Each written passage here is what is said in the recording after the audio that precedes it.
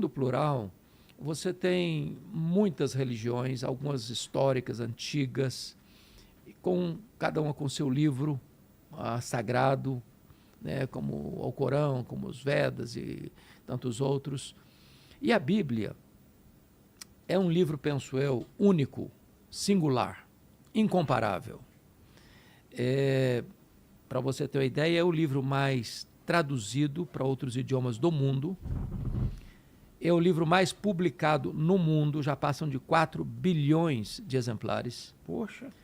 A Bíblia, ao longo dos séculos, tem sido o livro mais amado e, ao mesmo tempo, o mais perseguido, mais odiado. A Bíblia tem, Vilela, sobrevivido e prevalecido diante das fogueiras da intolerância. Muitas vezes ela foi perseguida a ponto de se eliminar as cópias, ou queimadas, ou rasgadas, ou escondidas, ou proibidas. E ela prevaleceu diante de todos esses ataques. Segundo, a Bíblia é o livro que prevaleceu também em face dos ataques dos críticos, às vezes até ácidos ataques. Por exemplo, ultimamente você encontrou o livro do grande patrono dos agnósticos da Inglaterra, Richard Dawkins. Ele escreveu um livro, Deus, um Delírio. Gênio egoísta, Deus, um delírio. Então, a ideia é a seguinte: vou desconstruir a Bíblia, vou acabar com a Bíblia, vou desacreditar a Bíblia, vou torná-la ridícula às mentes mais brilhantes. Hoje, o livro Deus, um Delírio está esquecido nas prateleiras. Verdade. Daqui a pouquinho, está coberto pela poeira do tempo. Porém, a Bíblia continua sendo mais e mais traduzida para outros idiomas, mais e mais publicada, mais e mais divulgada. Por uma razão simples. Ela não é uma palavra apenas humana. Foi escrita por homens inspirados por Deus, mas ela nasceu no céu. Ela é um livro inspirado por Deus. E o que significa isso? Quando você diz que a Bíblia é um livro inspirado, a palavra que aparece lá na segunda carta de Paulo a Timóteo, capítulo 3, verso 16, é teopneustos. E a palavra teopneustos no grego literalmente significa o sopro de Deus. Teopneustos. Então, é como se Deus estivesse soprando a sua palavra. A origem não é humana, é uma revelação de Deus. Ela é palavra de Deus. Mais tarde, vem um teólogo, Karl Barth, teólogo suíço, que diz que a Bíblia contém a palavra de Deus. Mas ela não contém apenas, não. Ela é a palavra de Deus. Qual a diferença entre um livro que contém a palavra de Deus e outro livro que é a palavra de Deus? O que contém, por exemplo, eu posso escrever aquele livro ali e nesse livro conter a palavra de Deus. Eu emito valor de juízo sobre a palavra de Deus. Seu entendimento. Entendimento da palavra de Deus. Mas não é a palavra de Deus. O único livro na história que é inspirado por Deus é a Bíblia. É a palavra de Deus. É um livro inspirado.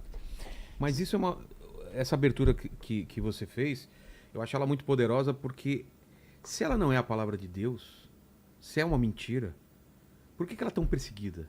Por que ela incomoda tanto? Porque se não é a palavra de Deus, deixa ela aí. Deixa aí. Por que eu vou tentar destruir? Por que eu vou tentar queimar algo que eu não acredito, algo que não tem valor nenhum? Inofensivo não tem valor. Exato. É quando, parece que há um tempo atrás, um dos ministros da nossa corte entendeu que não deveria ter uma cópia da Bíblia nas bibliotecas, porque o país é laico e não deveria privilegiar. Eu achei curioso, porque a Bíblia, mais do que palavra de Deus, é o livro literário mais importante da história. Se pelo simples fato de ser o mais divulgado, mais publicado, mais traduzido, mais espalhado, só por isso. E a parte histórica dela também, o que ela retrata, né? Retrata da história da humanidade, o pensamento humano, a história da redenção. Então, ela é singular nesse particular. Mas tem um outro aspecto. Além de inspirada, a Bíblia é um livro inerrante. O que significa isso? que ela não está sujeita a erros, a falhas, a contradições. Por exemplo... Mas tem um movimento de tentar atualizar a Bíblia. Né? Você isso é já uma deve ter bobagem, ouvido, mas eu né? vou tratar disso. Tá.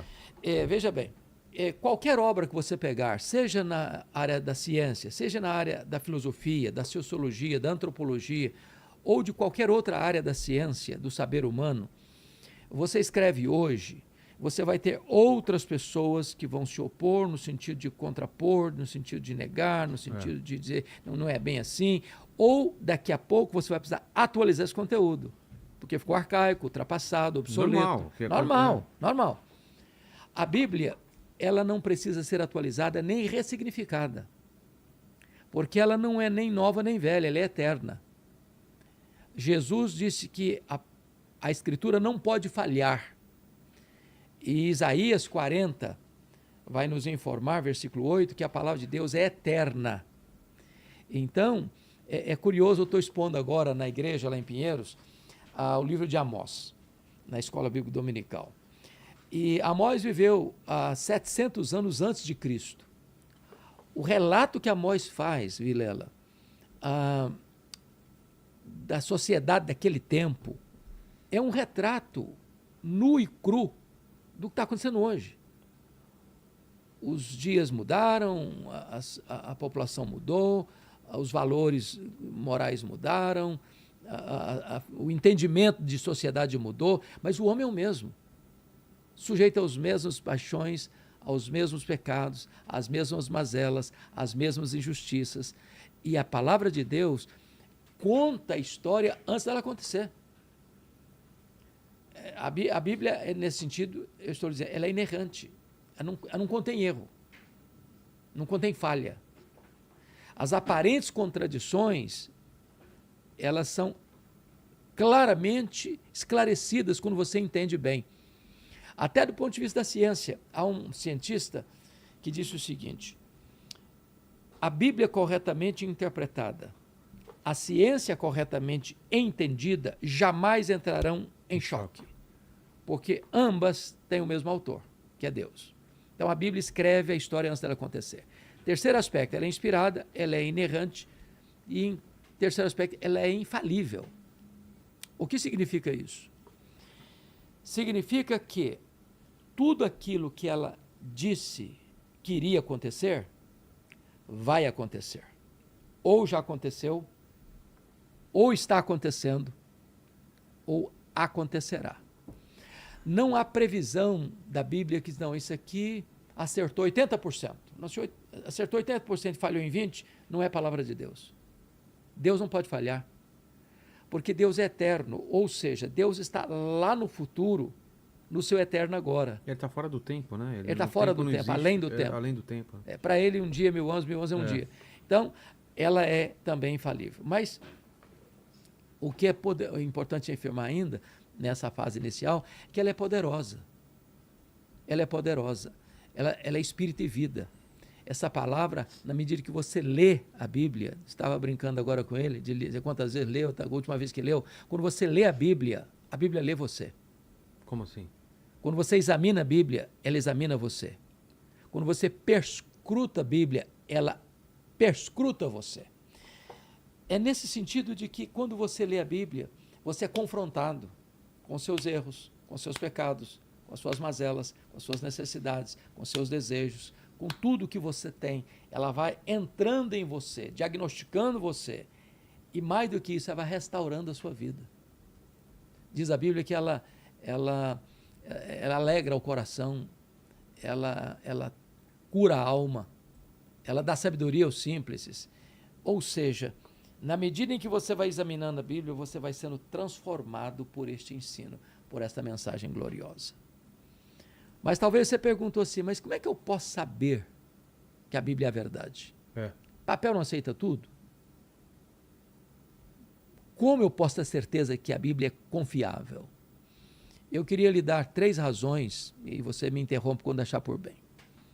Primeira coisa, Vilela, a Bíblia é o único livro que tem o que eu chamo de unidade na diversidade. O que é isso? Nós temos na Bíblia mais de 40 escritores. desde gente com cultura enciclopédica como Moisés, Salomão e Paulo, como homens simples, como Amós, que era um agricultor, como Pedro, que era um pescador.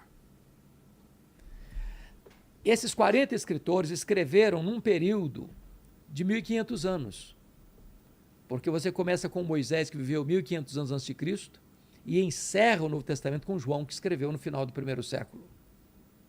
Portanto, você tem um período aí de 1.500 anos em que esses 40 escritores escreveram. Não há entre eles contradição. Não há entre eles choque de ideias.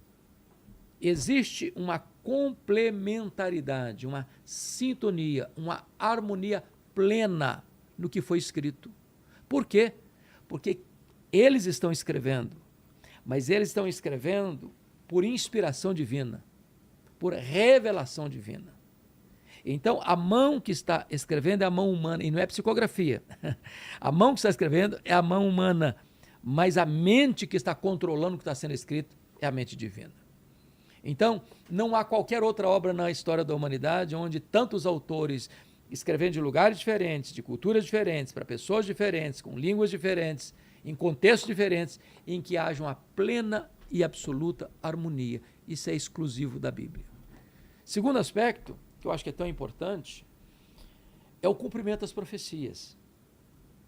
Profecia é aquilo que Deus falou antes do fato acontecer. Diz, vai acontecer. E dá detalhes de como vai acontecer. E tudo acontece rigorosamente como profetizado. Por exemplo, as profecias do Antigo Testamento, algumas ou a maioria se cumpriram no Novo Testamento, certo? Certo. E a gente sabe que essas coisas não foram escritas depois da vinda de Jesus, foram escritas antes. Temos provas disso? Temos provas disso. Porque seria fácil escrever depois que Cristo vem, porque aí a profecia já é fácil de você colocar uma profecia, ó, tá vendo, se realizou. Claro. Mas foram escritas antes mesmo? Por exemplo, você pega Isaías, profeta Isaías. O profeta Isaías viveu 700 anos antes de Cristo. Ele profetizou, no capítulo 7, 14 do seu livro, o nascimento virginal de Cristo. A virgem daria à luz a um filho. Bom, isso aconteceu lá no primeiro século, como relatado em Lucas capítulo 2. Segundo, Miqueias, que viveu também no período do 7º século a.C., escreveu que o Messias, que Jesus, nasceria em Belém da Judéia. Conforme Mateus 2:1, ele nasceu em Belém da Judéia. Mas deixa eu só dar um dado importante disso aqui. Onde morava José e Maria? Moravam em Nazaré. Nazaré. Nazaré está a praticamente 200 quilômetros de Belém. Naquela época, 200 quilômetros era uma viagem. Pô, hoje não, mas naquela época imagina, era uma fazer viagem. A pé ou em cima de um no mínimo em cima de um burrinho, de um jumento. Pois bem, eles moravam lá, Maria estava grávida, já em estado adiantado de gravidez, mas a profecia dizia que ele tinha que nascer em Belém da Judéia. O que acontece? Deus move o Império Romano. César Augusto resolve fazer um recenseamento em todo o Império. Por causa disso? Por causa dessa profecia? As razões dele poderiam ser as suas razões. Entretanto, esse movimento todo tinha um propósito atrás dos bastidores da história da redenção, que era deslocar José e Maria de Nazaré para Belém. Por quê? Porque todas as pessoas deviam recensear na sua cidade. E como José era um descendente de Davi, e como Davi nasceu em Belém, a casa do pão, o Messias, que é o pão da vida, deveria também nascer em Belém, a casa do pão. Para cumprir o quê? Uma profecia. Então, isso é o que nós chamamos de cumprimento rigoroso da profecia. Mas tem muitos outros. Profecia, por exemplo, de que as vestes de Jesus, quando ele foi crucificado, seriam repartidas e lançado sorte sobre elas. Está lá no Salmo 22. Isso se cumpriu rigorosamente. Você pega Isaías 53 e é um retrato antecipado com detalhes da crucificação de Jesus, que aconteceu rigorosamente. Mas você tem profecias, por exemplo, que ele foi vendido por 30 moedas de prata. Está lá em Zacarias, livro do profeta Zacarias, que viveu no 5º século a.C. E exatamente isso acontece. Ele foi vendido por Judas Iscariotes por 30 moedas de prata. Ou seja, Deus escreve a história antes dela acontecer. Mas há muito mais, Vilela, além de profecias acerca de Jesus. Por exemplo, o profeta Isaías trata de Ciro, o persa, 200 anos antes de nascer, chamando-o pelo nome. Como assim? Chamando-o pelo nome. E mais, dizendo que Ciro seria o instrumento, o servo de Deus, embora ele não fosse um camarada crente na época, tem seus deuses, mas Deus o chama de seu servo, porque ele haveria de libertar o povo de Israel do cativeiro da Babilônia. A Babilônia veio, 586 a.C., levou Jerusalém para a escravidão de 70 anos. Em 539 a.C., Ciro domina a grande Babilônia. No primeiro ano dele, já decreta a volta dos judeus para sua terra. Então, isso foi profetizado antes dos fatos acontecerem, no mínimo 2 séculos. Isso nós chamamos de as profecias se cumprindo. Para você ter uma ideia, só simplificando, Gene Getz, um estudioso de escatologia, disse o seguinte: se as profecias da Bíblia fossem colocadas num campo de coincidência, isso representaria uma cifra de 10 elevado à 17ª potência. O que significa isso? Ele ilustra. Imagine o estado de Sergipe. Sergipe é o menor estado brasileiro em extensão territorial. Imagine você cobrindo toda a extensão do estado de Sergipe com moedas de R$1, uma camada de 30 centímetros. Agora você pega uma pessoa e vende essa pessoa. Marca uma única moeda nesse mar de moedas. A possibilidade desse indivíduo, com os olhos vendados, encontrar a moeda marcada é a probabilidade das profecias bíblicas se cumprirem em termos de coincidência. Então Deus escreve a história antes dela acontecer. Isso é exclusivo na literatura mundial da Bíblia. Cumprimento das profecias. Mas me permita uma terceira razão. Tá. Primeiro, unidade na diversidade. Segundo, cumprimento das profecias. Terceiro, a Bíblia tem o poder intrínseco de transformação. O Senhor Jesus disse certa feita numa parábola que a Bíblia, a palavra de Deus, ela tem vida em si mesma. Ela é espírito e vida. Ela é viva. Ela é a espada do espírito. Ela tem o poder de mudar.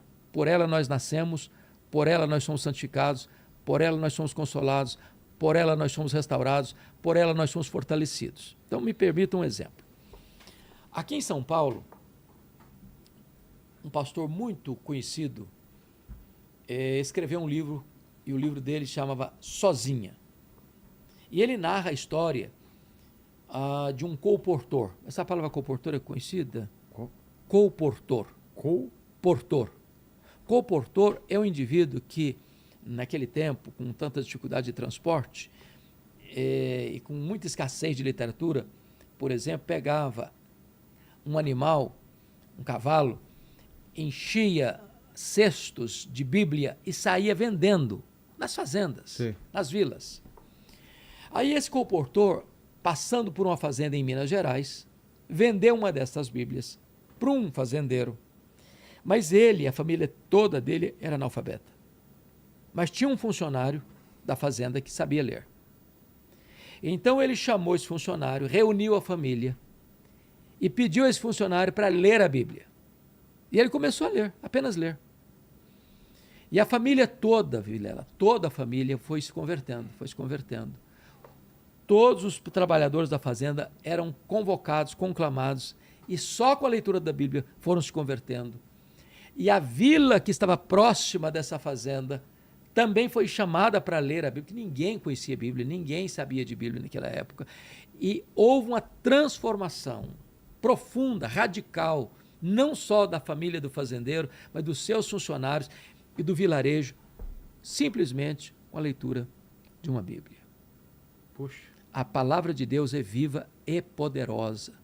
O apóstolo Paulo chegou a dizer que o evangelho que está sintetizado na Bíblia é o poder de Deus para a salvação de todo aquele que crê. É por isso que eu digo para você, quando você lê a Bíblia, ela lê você. Ela entra no seu coração como uma espada do Espírito e produz mudança e profunda transformação. E esse número de 4 bilhões, será que não é mais do que isso, não? Desde a primeira publicação, porque a Bíblia começou a ser espalhada mais também com a invenção da imprensa, né? Porque antigamente, como que era? Era copiada só, né? Esse é um fato muito curioso. A Bíblia, então posso voltar um pouquinho? Claro. A Bíblia, ela é composta de 66 livros, né? Ela tem 39 livros no Antigo Testamento e 27 livros no Novo Testamento. Usando uma palavra de Agostinho de Hipona, que foi o grande expoente dos pais da igreja do século IV e V, eu disse que o Novo Testamento está latente no Velho Testamento e o Velho Testamento está patente no Novo Testamento. O cânon da Bíblia foi encerrado já no final do primeiro século, onde nós temos então os livros com esta marca de livros inspirados por Deus, livros que não têm qualquer contradição entre eles mesmos, livros que foram aceitos pela igreja, e então nós temos a completude da Bíblia. Então vamos lá. A gente tinha muitos livros. Muitos livros. E tinham que selecionar quais esses livros iam compor a Bíblia. Exatamente. O que foi feito? Então o que foi feito? Passa por um filtro, que a gente chama agora de os livros do cânon. Cânon, na língua grega, é como se fosse uma vara de medir. Então, por exemplo, você tem no Velho Testamento os chamados livros apócrifos, que foram acrescentados à Bíblia Católica no Concílio de Trento.